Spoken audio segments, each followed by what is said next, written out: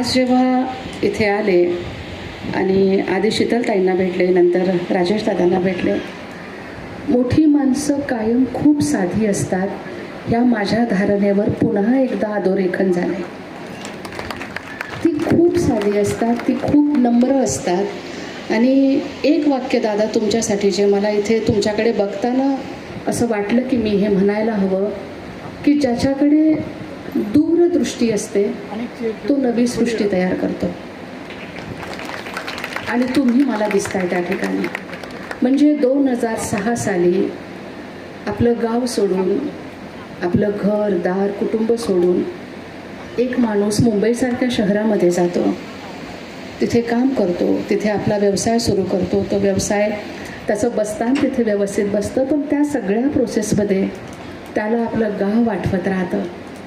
या शहरामध्ये काय आहे जे आपल्या गावात नाही आहे, या शहरामध्ये काय आहे जे आपल्या गावातल्या मुलांपर्यंत पोचत नाही आहे, आपल्या गावातल्या युवकांपर्यंत पोचत नाही आहे, आपल्या गावाच्या मातीपर्यंत पोचत नाही आहे.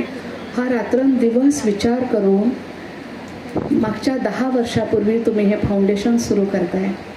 खूप कौतुक आहे दादा तुमचं. आणि मी तर म्हणते हा सगळा प्रवास तुम्ही लिहून काढायला हवा.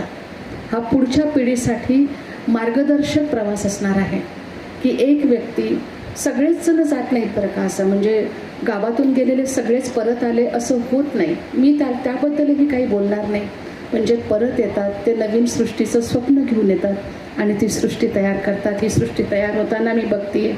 मी आले तेव्हा पतसंस्थेमध्ये गेले, मला शीतलताई तिथेच भेटल्या आणि राजेशदादांशी बोलताना लक्षात आलं की त्यांनी सगळ्यात आधी आपल्या गावाच्या अर्थकारणाचा विचार केला.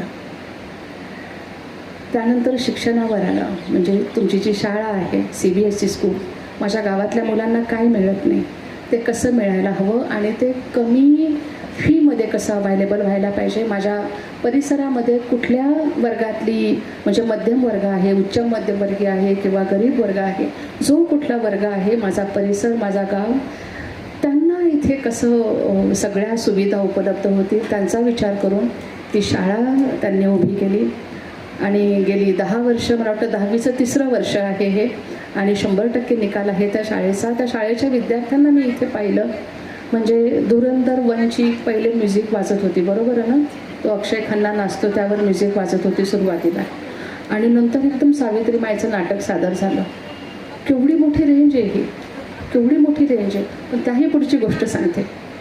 ते सुरू असताना मला खूप कौतुक वाटलं आणि कौतुकाने मी ताईंना बोलले की फार गोड आहे हे सगळं. ताईने काय म्हणावं मला, उन्हामुळे सुकलीत पोरं, काय बोलायचं. म्हणजे जिथे ती माऊली, मी त्यांना म्हणते की हे खूप गोड आहे, आणि ती माऊली म्हणते की उन्हामुळे मुलं सुकली आहेत. ज्या शाळेवर तुमची नजर आहे ना ताई, त्या शाळेचं भवितव्य उज्ज्वल आहे. काही काळजी करायला गरज नाही, काहीच काळजी करायची गरज नाही. बाई काय करू शकते, म्हणजे नारी शक्ती पुरस्काराकडे वळते आता. मला पुरस्कार सोहळा म्हटलं की फार छान वाटतं. म्हणजे पुरस्कार घेणं असू दे, देणं असू दे, तो सोहळा असतो, तो उत्सव असतो. आणि जिथे नारी शक्तीचा विषय आहे तिथे तर आपली कॉलर कायम टाईट असते.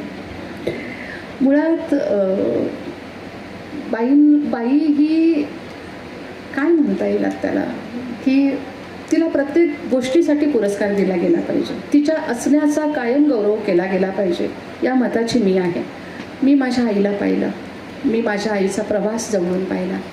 म्हणजे गाईच्या गोठ्यात माझा जन्म होणं, सगळ्या घरादाराकडून तिला वेगळं केलं जाणं, तिने रेल्वेतनं भीक मागत केलेला प्रवास, तिने भिकाऱ्यांसोबत काढलेले दिवस, तिने स्मशानात काढलेल्या रात्री, तिचा तो सगळाच प्रवास, आणि एक दिवस तिने राष्ट्रपती भवनात जाऊन घेतलेलं पद्मश्री. म्हणजे मला असं वाटतं बाई काय करू शकते आणि बाई ही कुठून कुठे जाऊ शकते याचं एक उत्तम उदाहरण माझी आई आहे. आणि ती ताकद मी जवळून पाहिली, आणि त्या ताकदीचा DNA तुमच्या सगळ्यांमध्ये आहे, आपल्या सगळ्यांमध्ये आहे.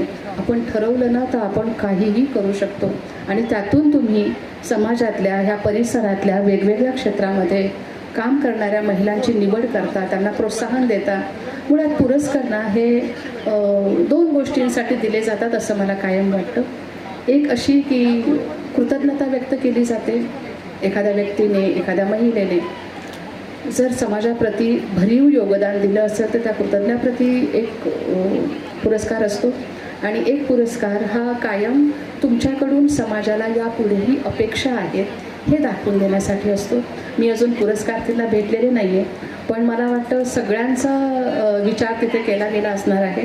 आणि पुरस्कार दिले जावेत, पुरस्कार बळ देतात, पुरस्कार अधोरेखित करतात आपल्या कामाला, उभारी मिळते, आपण परस्परांना भेटतो, आपण एकत्र येतो, आपल्या सामर्थ्याची जाणीव होते, आपल्या उणीवाही कळतात, पण आपल्या उणीवा भरून काढणारे जे सोर्स आहेत तेही आपल्याला अशा समारंभांमधनं मिळून येतात.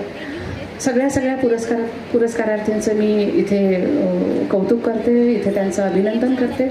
आणि काय बोलावं अजून मला कळत नाही आहे. मी गप्पा मारायला लागले की भरपूर गप्पा मारते, पण ह्यांनी जो किडा सोडला आहे ना माझ्या डोक्यामध्ये की आता हे नेमके कुठल्या माझ्या वाक्याचा प्रश्न करून विचारतील आणि काही त्याचं उत्तर असेल.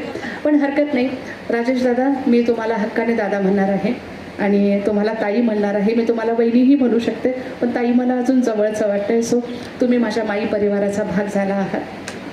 माझा माई परिवार तुमच्याशी जोडला गेला ह्याचा मला अतिशय आनंद होतो.